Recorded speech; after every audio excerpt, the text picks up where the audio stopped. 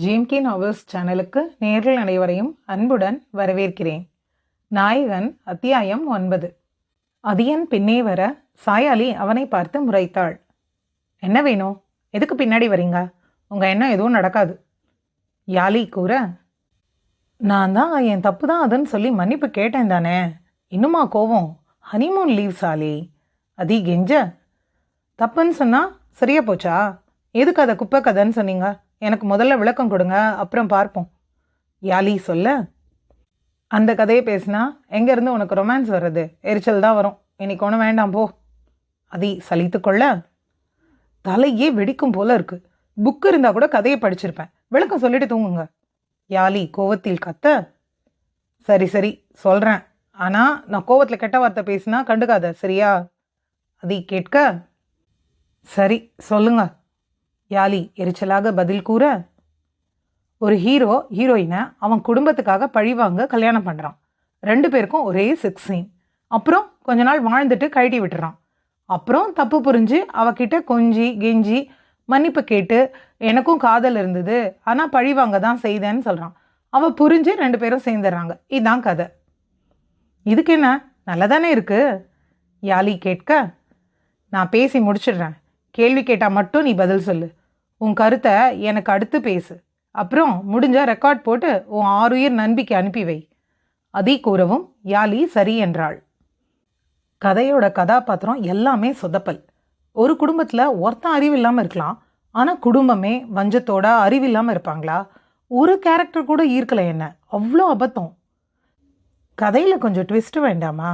எல்லாரும் ஒரே மாதிரி இருப்பாங்களா? யாலி கேட்க, அதுக்கு ஹீரோ ஹீரோயின் 2 பேரோட குடும்பம் முழுசுமா லூஸாக இருப்பாங்க.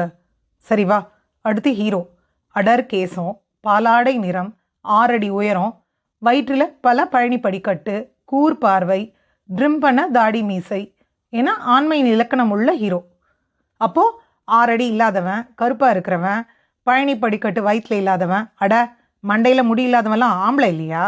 இல்லை இதெல்லாம் இருந்தால் தான் ஆம்பளையா? இப்படியெல்லாம் இலக்கணம் எழுதுனது யாரு? அட உன் ஃப்ரெண்டு புருஷன் மண்டையிலையும் தான் முடியல, அப்போ அவர் ஆம்பளை இல்லையா? ஆனாலும் உன் ஃப்ரெண்டுக்கு லொல்லு ஜாஸ்தி தான். அன்னைக்கு அர்ப்பணா வீட்டுக்காரரை பார்த்ததும் எனக்கு சிரிப்பு வர காரணமே இதான். அதை சொல்லவும் யாலி லேசாய் சிரித்து விட்டு அவன் தோளில் அடித்தாள்.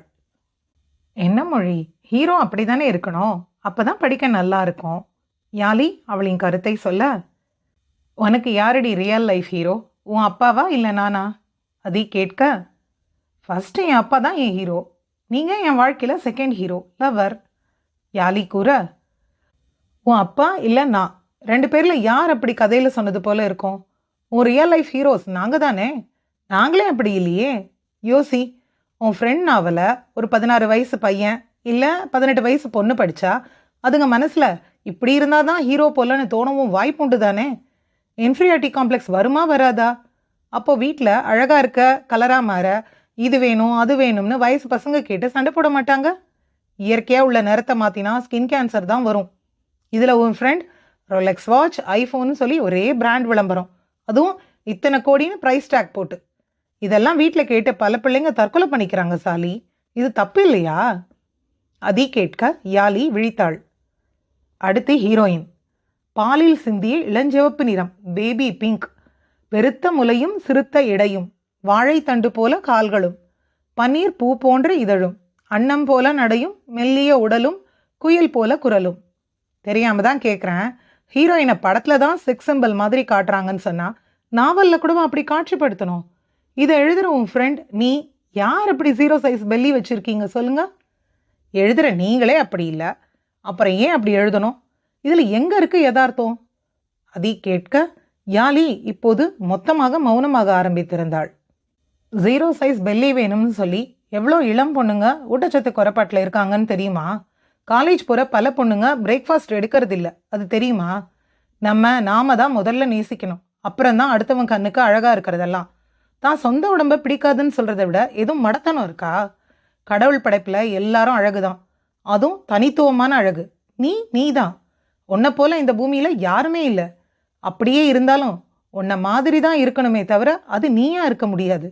உன் கண்ணு, மூக்கு, காது, உணர்வு, எண்ணம் இப்படி எதுவும் அவளுக்கு இருக்காது. அப்படி தான் நானும். ஏன் இந்த பூமியில் உள்ள எல்லாரும் அப்படி இருக்க இதுதான் அழகுன்னு சொல்ல, இதுதான் அழகுக்கு இலக்கணம்னு எல்லாம் சொல்ல நீங்க யாரு? அப்போ உன் எண்ணத்துல இருக்கிற ஹீரோ போல நான் இல்ல தானே? நான் கருப்பு, சிக்ஸ் பேக் இல்ல. என்ன பிடிக்கும் தானே சாலி உனக்கு? அதி ஆழமான கருத்துக்களை சொல்லி அவளிடம் கேள்வியை கேட்க, மொழி அது கதைக்காக எழுதுறது, அதுவும் வாழ்க்கையும் ஒன்றும் இல்லை. இப்படியெல்லாம் கேட்காதீங்க, எனக்கு உங்களை ரொம்ப பிடிக்கும். யாலி பதில் கூறியிருந்தாள். காரணம் இருக்கு சாலி. உன்னை பொண்ணு பார்த்துட்டு வந்து அம்மா கேட்டாங்க, பொண்ணு கொஞ்சம் உடம்பா இருக்கா, வேற பொண்ணு பார்ப்போமான்னு. என் அம்மா 20 வருஷம் பழைய ஆள். அவங்க காலத்தில் ஜீரோ பெல்லி கான்செப்டே இல்லை. ஆனால் இப்போ படிக்கிற நாவலோட தாக்கம் அவங்கள அப்படி பேச வச்சிருக்கு. நான் சரின்னு சொல்லியிருந்தா என் பக்கத்தில் நீ இருப்பியா, இல்லை நான் தான் இருப்பேனா? யோசி. எனக்கு காதல் வந்ததே உன்னால தான். நீ எத்தனை குண்டானாலும் என் காதல் ஒரு நாளும் மாறாது. பொழுதுக்கும் டிவியில் இதே விளம்பரம் தானே ஓடுது. நீங்கள் ஃபிட்னஸ், பிராண்டிங், ஃபேர்னஸ்னு விளம்பரம்லாம் ஏன் நாவல்லையும் பண்ணுறீங்க? இந்த நிறம், அழகு, பணம் இன்னைக்கு இருக்கும், நாளைக்கு இருக்குமா? நாளைக்கும் போகாதுன்னு உங்களுக்கு நிச்சயமாக தெரியுமா? அன்பு தானே நிலையானது. அது உங்கள் கதையில் இல்லையே சாலி. சரி, தமிழ்நாட்டில் கிராமத்தில் நடக்கிற கதை சாலி. ஹீரோ எப்படி பால் நிறத்தில் இருப்பான்? அதுவும் கிராமத்து அப்பா அம்மாவுக்கு பிறந்த பையன். அப்படியே இருந்தாலும் பால் நிறம் ஆஸ்திரேலியா, அமெரிக்காக்காரன் தான் இருப்பான். அவன் ஊரில் தான் வெயில் இல்லை, பீச்சில் படுத்து சூரிய குளியல் எடுக்கிறான். நம்ம வேர்வை சிந்த வெயில் நிற்கிற தமிழர்கள் எப்படி அந்த நேரத்தில் இருக்க முடியும்? வெளிநாடு போயிட்டு வந்தா நிறம் மாறி போகுமா? ஹீரோயினுக்கும் இதுவே தான். அவளும் மாநிறம் தானே இருக்கணும். உங்கள் கலர் கான்செப்டில் எதுவும் லாஜிக் இருக்கா? நீங்கள் சொன்ன நேரத்தில் எந்த குறையும் இல்லை, ஆனால் வெள்ளை தான் அழகுன்னு மட்டும் சொல்லாதீங்க. அடுத்து கதை. கல்யாணம் பண்ண ஹீரோ ஹீரோயின் கிட்ட சம்மதம் கூட கேட்கல. அவளை ஒரு பொருட்டா யாரும் மதிக்கல. இவன் வேணும்னு சொன்னான், ஸோ கல்யாணம் பண்ணிக்கிட்டான். கல்யாணம் பண்ண அன்னைக்கே ஃபர்ஸ்ட் நைட். ஹீரோயின் இதுக்கு மறுப்பே சொல்லலை. யாருன்னே தெரியாத ஒருத்தன் கூட உனக்கு இப்படி நடந்தா அவன் புருஷன் தானேன்னு விடுவியா? சரி, என்ன உனக்கு அறிமுகமே இல்லை, உன்னை பழிவாங்க தாலி கட்டிட்டேன். உன் வீட்டில் உள்ளவங்க நான் தாலி கட்டினது தெரிஞ்ச பின்னாடி என் தலையில் உன் சுமையை தள்ளிட்டு தொலைஞ்சு போன்னு சொல்லிட்டு போயிடுவாங்களா? என்ன குடும்பம் இது? என்ன உறவு இது? யாருமே நம்ம வீட்டு பொண்ணு, அவளும் ஒரு உயிரின்னு கூடவா யோசிக்கல? அடுத்து கர்மம், அவளும் அந்த முதலில் அவனுக்கு ஒத்துழைப்பு தருவா. ஆஷ் அண்ட் அர்ட். அதி சில கெட்ட வார்த்தைகள் பேசிவிட யாலி அவனை பார்த்து முறைத்தாள். சாரி, டென்ஷன் ஆகுது. ப்ராஸ்டியூட் கூட தான் வயிற்று பசிக்கு தான் அந்த வேலைக்கு போகிறாங்க. மரக்கட்டை போல சதத்தினை கொடுத்து உணர்ச்சி இல்லாமல் போய் படுத்திருப்பாங்க. ஆனால் இவ கதையில் நாயகி. தன்மானம் இல்லையா? தாலி கட்டிட்டான் தான், ஆனால் எப்படி? ஒரு முறை கூட பேசாத, இதுக்கு முன்னாடி பார்க்காத ஒருத்த முன்னாடி ஒத்து போட்டு கம்பெனி தர முடியும்? நம்ம 2 பேருமே டேர்ம்ஸ் அண்ட் கண்டிஷன் போட்டு 100 நாள் வேலை திட்டம் மாதிரி பேசி பேசி பழக்கமானதும் தானே நமக்குள்ளே எல்லாம் நடந்தது. இதில் உனக்கு முதல் நாள் நடக்கலன்னு கவலை வேற. இதுவே உன் நாவல் கொடுத்த தாக்கம்தான். எல்லாருக்கும் முதல் நாளே முதலிரவு நடக்காது சாலி. அடுத்து கதைக்கு போவோம். வெக்கம் விட்டு அவன் கூட இன்பமாக இருந்தான்னு சொல்லியிருக்கு உன் ஃப்ரெண்ட். எப்படி படுத்தா? ஏன், ஒருவேளை காசு இருக்குன்னு படுத்தாளா? அப்போ இவ பேர் தான் என்ன? அதி கேள்விகளை அடுக்க, மொழி இது வெறும் கதை, இதை கதையா மட்டும் பாருங்க, இது வெறும் பொழுதுபோக்கு. யாலி சொல்ல, வெறும் கதையா? பொழுதுபோக்கா? கதையில் நன்னெறி சொன்ன பூமி இது. மகாபாரதமும் ராமாயணமும் கதை தான் சாலி.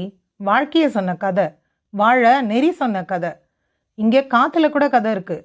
உன்கிட்ட, என்கிட்ட, எல்லார்கிட்டையும் சொல்ல கேட்க எப்பவும் ஒரு கதை இருக்குது.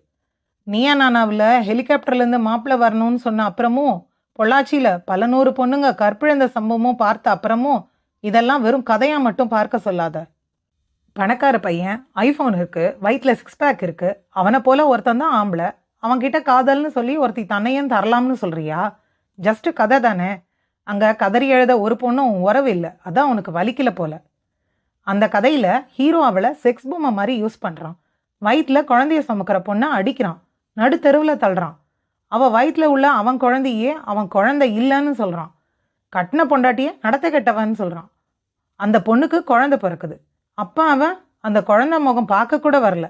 கொஞ்ச நாள் கழித்து அந்த ஹீரோயின் மேலேயும் அவள் வீட்டில் உள்ளவங்க மேலேயும் தப்பு இல்லைன்னு தெரியுது. இவன் போய் காதலிச்சு தான் உன்னை தொட்டேன்னு சொல்கிறான். என் குழந்தை தான் இது, நான் ஆம்பளைன்னு பெருமையாக சொல்லி அவளை கொஞ்சறான். புள்ள பெற்றுக்கிறது தான் ஆம்பளைன்னு அடையாளமா? இதை எழுத கொஞ்சம் கூட அவன் ஃப்ரெண்டுக்கு அசிங்கமாக இல்லை? அவன் தப்புக்கு மன்னிப்பு கேட்குறான், அவளை காதலிக்கிறேன்னு சொல்கிறான்.